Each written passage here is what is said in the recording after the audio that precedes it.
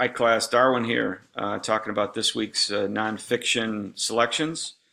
So in this video, I'm going to talk about the value of the nonfiction genre and the impact on young adult readers. I'm going to share some key points from the textbook as well as the selections that I made, and talk about what could make these novels appealing to young adults.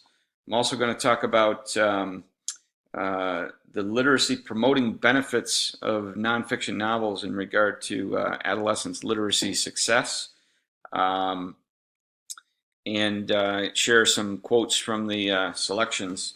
So first, I thought I'd read some clips from our textbook reading that I thought were appropriate. That if preparing young people for citizenship is our goal, students must develop an understanding of the lives of those who lived before them. So this talks about the value of history, understanding history, and how that relates to present day life and people's belief systems. And I thought that was appropriate based on some of my selections. My selections were story about the outbreak of typhoid fever. The book's called Fatal Fever by Gail Giraud, and also a book called Most Dangerous by Steve Schenken, which talks about the secret history of the Vietnam War. Very interesting reads. A well-written biography encourages curiosity by challenging readers to revisit their own beliefs and prior knowledge about the subject. So, in the book Most Dangerous, the main character, Dan Ellsberg, in the beginning of the story, he's very much a loyalist, very brilliant guy, very interested in high stakes decision making of heads of state and so forth. He's a Harvard graduate, ends up working for the State Department and supporting the war effort in Vietnam.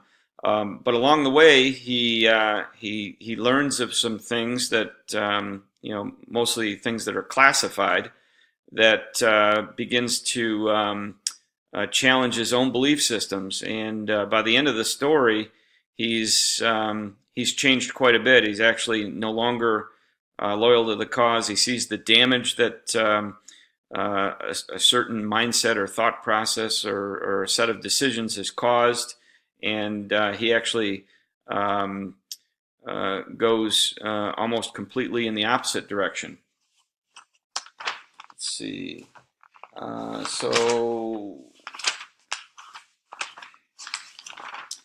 Young adults tend to enjoy reading about individuals who have overcome hardships and struggles in their own lives or have distinguished themselves through their valor, courage, and conviction of beliefs.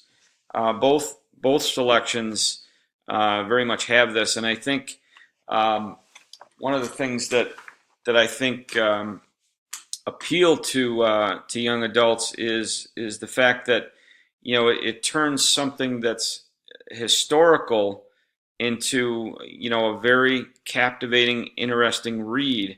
The book says nonfiction is no longer dry and boring. In fact, it turns distant places and the abstract into real compelling drama. I think in both these stories, as you read them, you kind of step into the shoes of some of these characters and you look at their situation, the situation that surrounds them, and kind of the decisions that they have to face. And I really think that is part of the benefit to investing in these types of novels is, you're gaining an appreciation for history. It's almost the lines of history that are read in a novel become almost personal. You step into the shoes, you look at the situation, and you start thinking about things that maybe you hadn't contemplated before. So.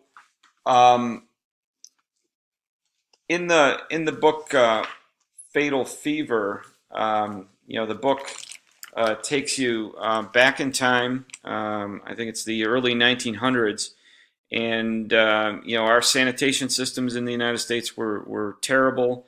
You've got the main character, George Soper, who is a renowned sanitation engineer, and he also has very good investigative skills.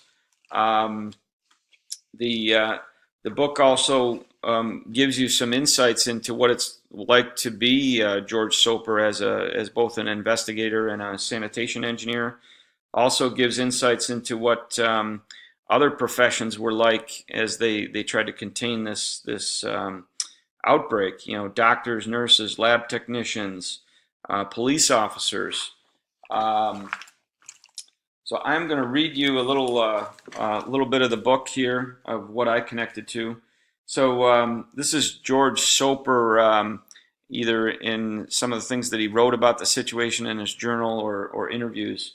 I had to say I suspected her of making people sick, Soper recalled. It wasn't her fault, he assured her, but there was a good chance she was spreading typhoid through the food she prepared. He offered to show her how to stop infecting others by washing her hands and being careful with her excretions. I thought I could count upon her cooperation in clearing up some of the mystery which surrounded her past, he said later. He hoped Mallon would tell him about other places she had worked.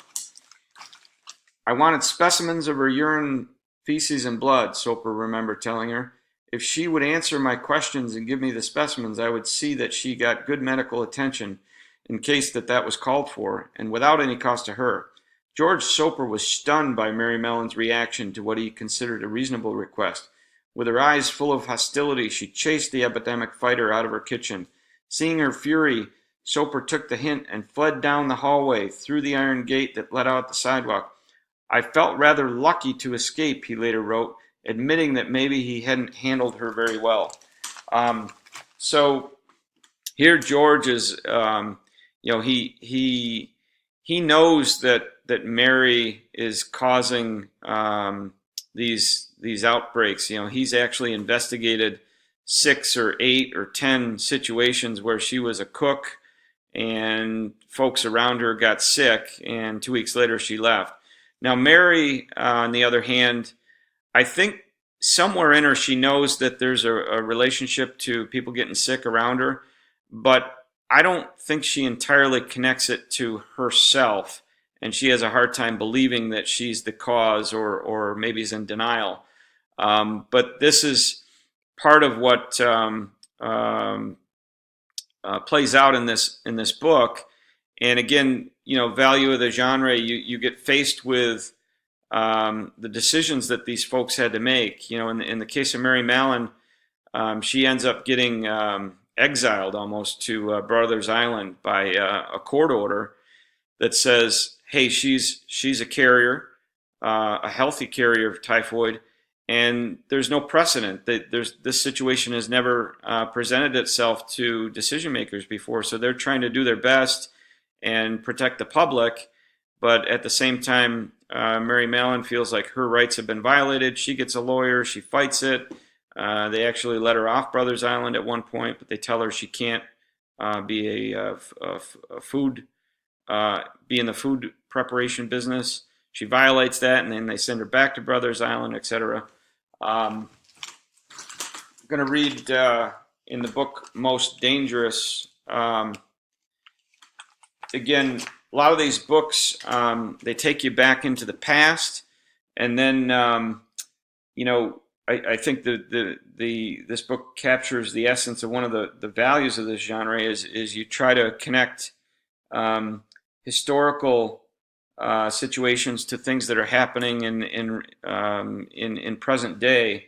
So Ellsberg is the guy who leaked the Pentagon Papers back in the time of the Vietnam War. Richard Nixon was president. Henry Kissinger was his, I think, Secretary of State. And, basically it brings this big question to the forefront where, you ask about governments and people like presidents. Are they infallible?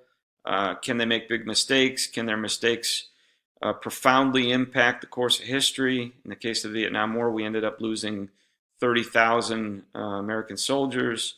On the Vietnamese side, there was 2 million Vietnamese soldiers and civilians, mothers and children, etc.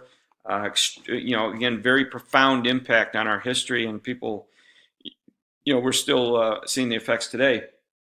But I'm going to read a connection that the author makes to Eric Snowden, who's the WikiLeaks guy. So the interviewer's name is Lemon, and he's interviewing Ellsberg late in Ellsberg's life. So Lemon began by asking Ellsberg's opinion of Snowden. I think he's done an enormous service, Ellsberg said, incalculable service. It can't be overestimated to this democracy. You say you like what he's done, but has he broken the law? I would have done just what he has done, Ellsberg shot back. I would have broken that law. So again, you read this novel and you see all kinds of situations play out, and big, powerful people dealing with situations, making decisions. This epilogue where they link it to Snowden, the question is made of a guy who's actually walked a mile in Snowden's shoes, and he says, yeah, I would break the law again. So whether you agree with these guys or not, I mean, they both committed an act of treason, which has some very heavy circumstances tied to it. But they did it because of their beliefs, took them beyond what they felt was reasonable in our society, and the laws and what society accepts, and they took action. So again, thinking about the value of this genre, I think it's these complex questions that young readers are encouraged to contemplate, discuss, and try to connect to their own circumstances, what they read, and what they know. All right, thank you for listening.